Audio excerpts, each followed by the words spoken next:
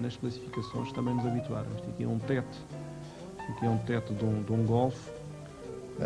A propósito dos Peugeots, da mesma equipa do António Segurado, o Pedro Sena, que desistiu também desta segunda etapa, foi a 20ª classificativa, ele próprio também esperava muito mais.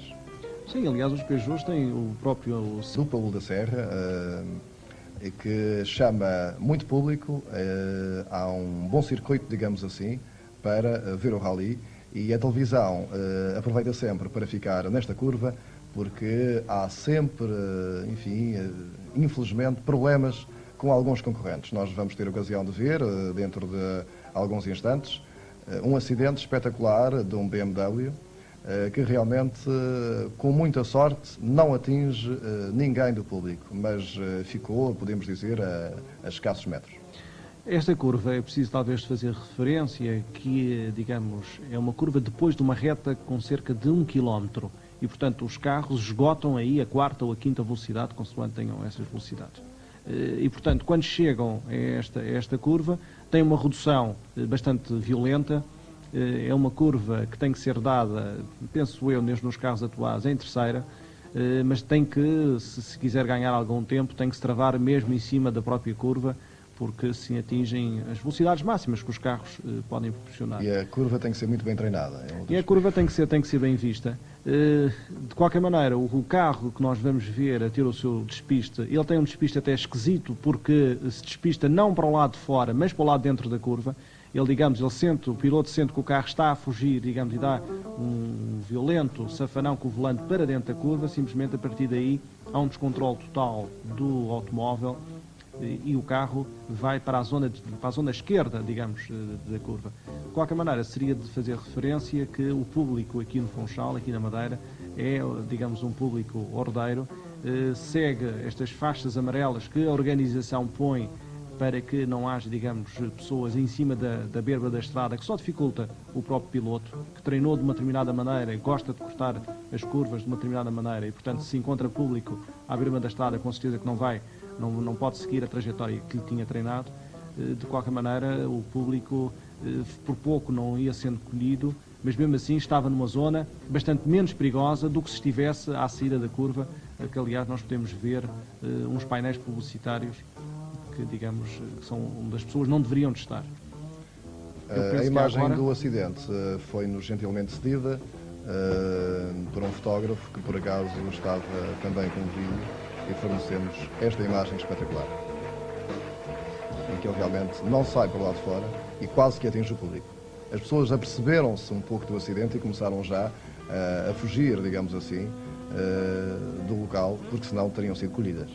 Pois, se o piloto, digamos, tenta aguentar o carro, ele tentou, no fundo, aguentar o carro, mas se ele bate com a roda do lado direito num dos paralelepípedos da curva, o carro teria capotado para o outro lado e então talvez tivesse sido ainda pior, porque, digamos, teria mais velocidade ainda. Para o lado de dentro da curva, bem, o piloto conseguia ainda, penso eu, talvez travar, embora nestas situações não seja assim muito ortodoxo, conseguir travar e diminuir pelo menos um pouco a velocidade da saída. Nesta segunda etapa, podemos assinalar também que foi a etapa mais desastrosa para os madeirenses, já que os nossos principais, Paulo Oliveira e Manuel Pereira, que tripulavam um Renault 5 GT Turbo e de quem se esperava muito, até porque o próprio Paulo Oliveira, que tem responsabilidades e experiência em rallies, queria ser o melhor madeirense e lutar pelos melhores lugares da classificação. O mesmo acontecia com o Emanuel Pereira e com o Rui Conceição, os três equipados com o Renault 5 GT Turbo, os três, enfim, dos melhores pilotos da Madeira. E foram problemas do turbo, aquecimento do turbo em especial, que motivou a desistência tanto do Paulo Oliveira como do Emanuel Pereira. Sim, já foi na fase final da segunda etapa, portanto o Paulo Oliveira liderava, depois o Emanuel Pereira seguiu de muito perto e o Rui Conceição, que fez uma prova mais calma, talvez à espera de que acontecesse qualquer percalço aos seus mais diretos adversários. Isto aqui é o Rui Conceição a descer o chão na Lagoa, mas portanto o Rui Conceição talvez não tivesse abusado tanto do turbo como os outros pilotos, isto abusar do turbo no sentido de aumentar a pressão ou não, e portanto o piloto madeirense, que raramente termina uma prova, conseguir ser o melhor madeirense e, portanto, obter essa classificação. Nós agora temos aqui uma paragem, eu penso que seja do Segurado. Não vamos ver essa paragem. Não vamos ver a paragem. Era a seguir. É um furo que o Segurado tem neste empedrado do chão a nível nacional. Relativamente a estes dois pilotos, eles de qualquer maneira nunca conseguiram apoquentar a supremacia que foi demonstrada claramente pelo melhor português, que foi o Inverno Amaral. Portanto, o Inverno Amaral só teve o problema do seu colega de equipa, o Manuel Breiner, para a disputa desse terceiro lugar da geral e do melhor português. Depois, o António Coutinho e o Jorge Ortigão, embora bem, nunca chegaram, digamos, a apoquentar este homem que está aqui a passar nas imagens e cujo copiloto já está tão descansado que até dá tempo a dizer adeus e tudo.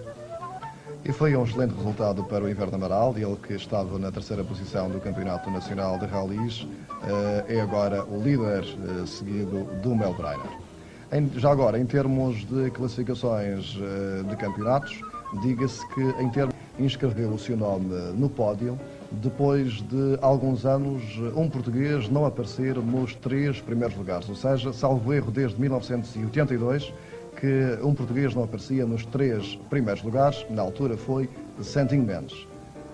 Bem, isso significa que o lote de pilotos estrangeiros que vêm à Madeira é um lote de qualidade, porque se nós verificarmos em muitos outros rallies, há sempre o tal outsider regional. Por exemplo, vimos no último rally do Corte Inglês em Espanha que o Ponce fica em segundo lugar a 19 segundos do Sainz. Aqui na Madeira não só não aparecem os pilotos portugueses, como também não aparecem os pilotos regionais.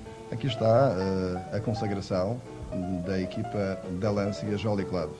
Dário Cerrato chamando Yves Luby e os seus copilotos para o banhinho do champanhe junto ao Clube Sports Madeira.